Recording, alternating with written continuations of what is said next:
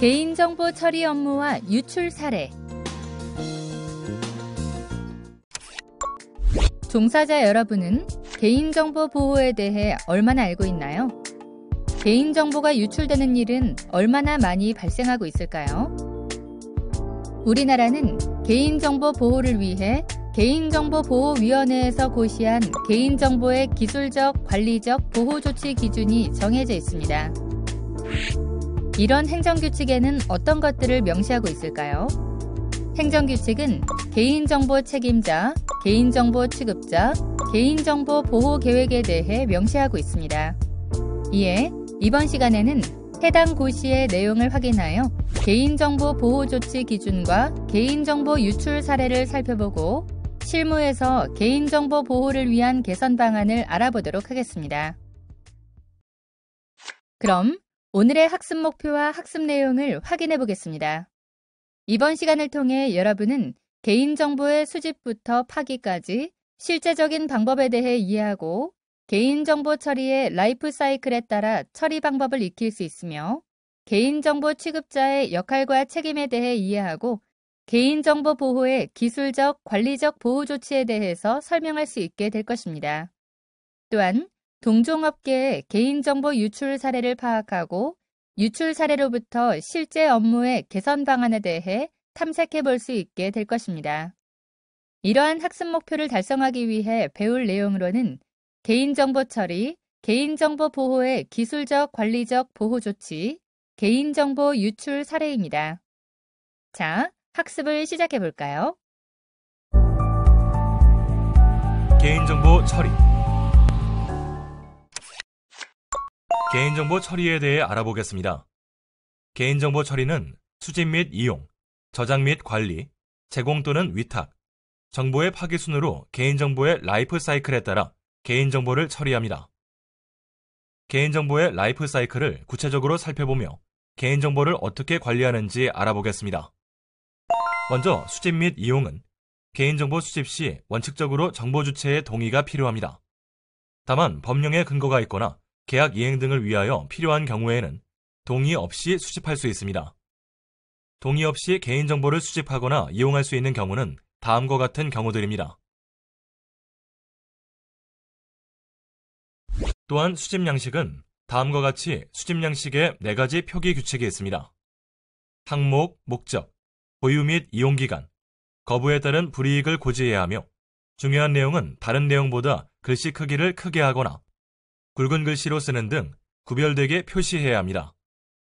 지금 보시는 화면은 한양대학교 수집 이용 동의서 예시입니다.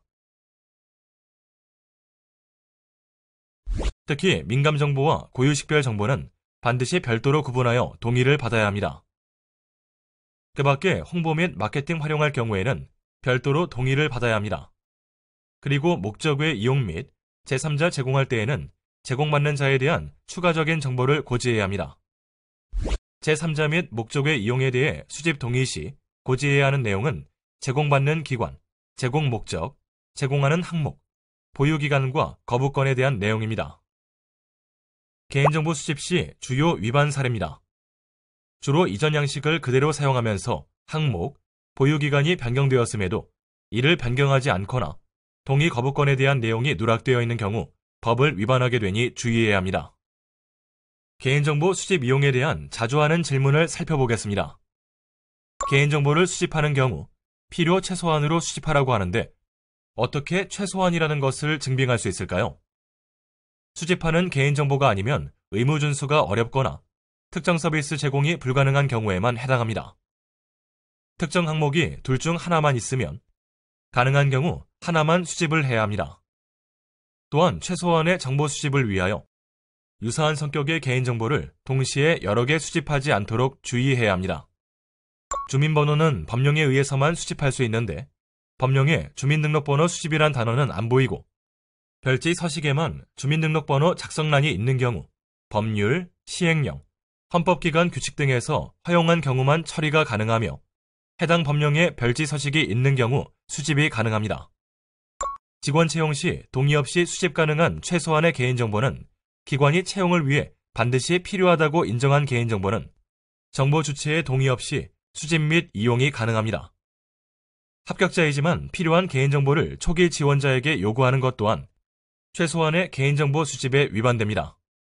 쿠키 등 웹사이트 이용 과정에서 자동으로 생성되는 정보를 이용하여 홍보나 마케팅에 사용하려고 하는데 수집 동의의 경우 쿠키 등을 통해 서비스 제공에 필요한 정보를 수집하는 경우 그 수집 목적, 항목 및 보유기간 등을 개인정보 처리 방침에 공개해야 합니다. 홍보, 마케팅 등 서비스 제공과 직접 관련이 없는 개인정보를 쿠키 등을 통해 수집하는 경우에는 수집 목적, 항목 등을 알리고 정보 주체의 동의를 받은 후 수집해야 합니다. 기부금 납부 후 국세청 신고 목적으로 기부금 명세서를 신청하는 경우 주민등록번호와 주소 등의 정보를 수집하여야 하는데 이때 개인정보 수집 제공 동의는 소득세법 제160조의 3 및 동법 시행령 208조의 3에 따라 기부자의 성명, 주민등록번호 및 주소, 기부금액, 기부금 기부일자, 기부금 영수증 발급일자를 받을 수 있게 되어 있습니다. 따라서 법률에 특별한 규정이 있는 경우로서 정보 주체의 동의 없이 수집 및 이용이 가능합니다. 이번에는 보관 및 관리 방법에 대해 살펴보겠습니다. 수집하는 개인정보는 이용 및 보유기간이 있습니다. 목적을 달성하거나 보유기간이 지난 경우 계속해서 보관할 수 없습니다. 기간 내 혹은 목적 달성 이전에는 반드시 물리적으로 안전하게 보관해야 합니다. 개인정보 보관 시 전자적 파일일 경우에는 암호화 등 안전한 조치를 취해야 하고 서류 문서는 잠금 장치가 있는 안전한 장소에 보관해야 합니다. 서버에서 관리하는 경우 우리 대학의 보호 조치는 접근 권한을 관리하고 접근 통제를 하고 각종 OS 등을 최신 상태로 패치하는 것입니다. 매달 셋째 주 수요일마다 하는 조치가 바로 보호 조치를 취하는 것이니 불편하더라도 그날만큼은 암호화 조치 및 각종 사용 툴과 서버의 OS를 최신 상태로 패치하시기 바랍니다. 개인이 할 수 있는 조치로는 보관 중인 파일에 불필요한 개인정보가 있다면 삭제해야 합니다. 필요시 암호화한 후에 보관하고 홈페이지에 올리거나 다른 사람에게 전송할 때에는 개인정보가 유출되지 않도록 각별히 신경을 써야 합니다. 개인정보 보관 관리 시 주요 위반 사례에 대해 살펴보겠습니다. 개인정보를 정보 주체로부터 동의받은 목적 외로 사용하거나 안전성 확보 조치를 미흡하게 한 경우가 있었습니다. 구체적인 사례를 살펴보겠습니다. 먼저 개인정보를 목적 외 사용한 경우는 학생의 개인정보를 무단으로 조회하고 관련 내용을 제3자에게 제공한 사례와 출국한 외국인의 개인정보를 임의로 충전하여 서비스 현장에 이용한 사례가 있습니다. 안전성 확보 조치를 미흡하게 한 경우는 홈페이지에 암호화하지 않은 파일을 업로드하면서 검색 사이트에 그대로 개인정보가 노출된 안전성 확보 조치 미흡 사례가 있었습니다. 이 사례는 분쟁조정위원회에서 20만 원 손해배상 지급을 결정하였습니다. 개인정보의 위탁은 내가 해야 할 일이지만 전문성이나 자원이 부족할 때 위탁합니다. 종종 헷갈리는 위탁과 제3자 제공을 비교해 보겠습니다. 개인정보의 위탁은 본래의 개인정보 수집과 이용 목적과 관련된 위탁자의 업무 처리를 위하여 개인정보가 이전되는 경우를 의미합니다. 그러므로 모든 책임은 위탁자에 있습니다. 제3자 제공의 경우는 개인정보의 수집자가 정보 제공자의 동의를 획득 후 제3자에 제공하는 것이며 제공된 정보의 책임은 정보를 제공받은 제3자에게 있습니다. 위탁은 관리감독의 의무가 위탁자에게 있습니다. 그러므로 위탁 단계별로 부서에서는 다음의 사항을 체크하고 관리하여야 합니다. 위탁 시 위탁 사항을 체크하고 관리하기 위해서 관련 공문을 참고하시기 바랍니다. 그 밖에 교내 정보, 공통 업무, 개인정보 관리, 개인정보 규정 및 서식 메뉴에서 위탁과 관련된 주요 서식을 확인할 수 있습니다. 개인정보 위탁 주요 위반 사례로는 필수 내용을 누락한 채 계약서를 작성하거나 위수탁 체결 사항을 홈페이지에 공개해야 하지만 공개하지 않은 경우입니다.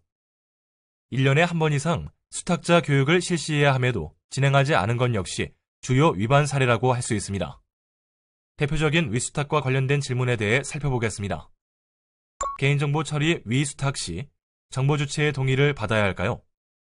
이는 개인정보보호법 제26조 제2항에 따라 위탁 업무의 내용과 수탁자를 공개하도록 하고 별도의 동의는 요구하지 않습니다. 수탁자를 감독할 경우 직접 가서 점검은 직접 점검하는 것이 가장 좋으나 원격 점검 등 그 방법은 자율적으로 선택할 수 있습니다. 수탁자의 역량 및 개인정보의 위험성을 고려해서 수탁자가 스스로 점검하여 해당 증빙자료와 함께 제출하는 것도 가능합니다. 수탁자에게 교육비용 등 관리감독에 필요한 비용을 부담시킬 수 있는 것에 대해 위수탁 문서에 이를 명시하고 사전 협의를 통해 결정하는 것이 바람직합니다. 시스템에 대한 단순 유지보수를 위탁하는 경우 개인정보를 처리하는 행위를 하는 유지보수라면 위탁에 해당합니다. 다만 단순 부품만 교체하는 등 개인정보에 접근하지 않는 경우라면 개인정보 처리 위수탁이 아닙니다. 제3자에게 개인정보를 제공하기 전 제공의 근거가 있는지 확인해야 합니다. 개인정보 제3자 제공이 가능한 중요 근거에 대해 입증 책임은 개인정보 처리자에게 있습니다.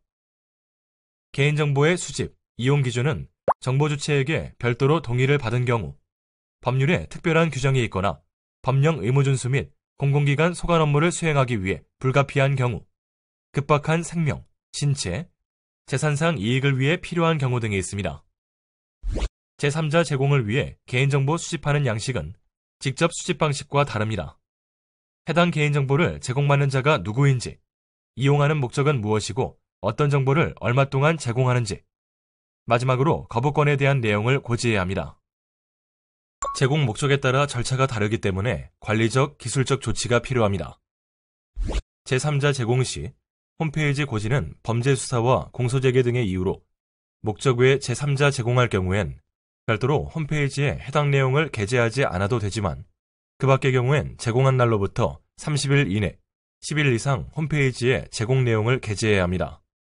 교내 정보에서 제3자 제공대장을 작성하면 대표 홈페이지 개인정보 처리 방침에서 게시한 내용을 확인할 수 있습니다. 제3자 제공관리대장을 관리해달라고 요청하는 이유도 이와 같습니다. 개인정보 제공 주요 위반 사례에 대해 알아보겠습니다. 주로 공개하는 내용을 누락하거나 홈페이지에 제공한 내용을 공개하지 않아 생긴 위반 사례였습니다. 개인정보 제3자 제공에 대한 자주 하는 질문에 대해 살펴보겠습니다. A학교 교사는 수업 시간 중 부모의 동의 없이 교사 폭행, 반 학생 간 다툼과 같은 학생의 이상행동을 동영상으로 촬영하고 이를 반 학부모, 국회, 인권위, 언론사, 전교조에 제공했습니다. 교사의 지위는 보호법상 개인정보 취급자이며 해당 동영상 촬영 행위는 초중등교육법 제25조 제1항에 따른 학생 지도에 활용할 수 있는 행동 특성 등의 자료 작성 관리에 해당합니다. 자료 작성 관리를 위한 동영상 촬영은 불법이 아닙니다. 다만 동영상의 제공 행위는 학생 지도 외의 목적을 위한 행위로 보호법 제18조 위반입니다. 국정감사 시 자료 제공 여부와 범위와 관련하며 국회에서 교육청을 대상으로 한 학생의 중고등학교 재학 시절 출석, 성적관리 현황 제출 요청이 있었는데 제출할 수 있을까요? 국회 증언감정법 제2조의 자료 제출 요구 조항은 보호법 제18조 제2항, 제2호의 다른 법률의 특별한 규정에 해당하여 국회의 요구 시 개인정보를 제공해야 합니다. 다만 국회는 정보 주체 또는 제3자의 이익을 부당하게 침해할 우려가 없어야 하며 필요 최소한의 개인정보를 제공받아야 합니다. 또한 국회에 제공할 때에는 개인정보가 있는 자료는 반드시 암호화하거나 보안 USB 등을 통해 반출할 수 있어야 합니다. 목적을 달성했거나 보유기간 만료했을 경우 즉시 파기해야 합니다. 다만 다른 법령에 따라 예외적으로 보존해야 하는 경우 해당 법령에 따라 보관할 수 있습니다. 개인정보 파기에 대한 질문을 살펴보겠습니다. 홈페이지를 운영하고 있는데 탈퇴한 회원에 대한 관리는 개인정보보호법에서 목적을 달성하면 즉시 개인정보를 파기하라고 하고 있습니다. 따라서 즉시 탈퇴한 회원에 대한 정보를 삭제해야 합니다. 하지만 내부 관리 계획이나 기타 계획을 통해 주기적으로 탈퇴한 회원에 대한 관리를 하겠다고 정의를 한 경우 해당 주기별로 탈퇴한 회원에 대한 파기를 진행하셔도 가능합니다. 민원인이 공공기관의 민원 내역 삭제를 요구할 경우 삭제해줘야 할까요? 정보 주체가 요구하면 삭제해야 하나? 다른 법령에서 그 개인정보를 수집 대상으로 명시하고 있는 경우에는 삭제를 요구할 수 없습니다. 민원 내역은 공공기관이 접수한 문서에 해당하여 공공기록물 관리법상 기록물에 해당하므로 민원에 관한 기록물은 법령상 10년 동안 보존해야 하고 보존기관이 경과 전까지 삭제가 불가능합니다. 개인정보 실태 점검 시 파기 관련해서 주요 위반 사례로는 대학교 기숙사 지원서, 평생교육 또는 방과 후 교실 관련 신청서, 주차관리업체 등의 위탁업체 운영 및 운영 문서에 대한 자료 파기를 제대로 하지 않았을 경우와 가입 신청서 및 해지 신청서 종이, 보유기간이 지난 개인정보에 대한 자료를 파기하지 않았을 경우 위반 사례가 됩니다. 개인정보 처리 상태 다이어그램을 이용하여 현재 보유하고 있는 개인정보의 상태를 확인하고 관리 조치할 때 참고하시기 바랍니다. 지금까지 개인정보 처리에 대해 살펴보았는데요. 핵심 내용을 한 번 더 짚어보도록 하겠습니다. 개인정보의 취급은 수집, 저장 및 이용, 위탁 또는 제공, 파기로 구분됩니다. 수집은 원칙적으로 수집 시 정보 주체의 동의가 필요합니다. 저장 및 이용은 이용 목적을 기입하고 이용 기간이 확정되면 보유 기간을 고지합니다. 보관 시 전자적 파일은 암호화하고 서류 문서는 잠금 장치가 있는 안전한 곳에 보관합니다. 위탁은 개인정보 위탁의 관리 감독은 위탁자에 있습니다.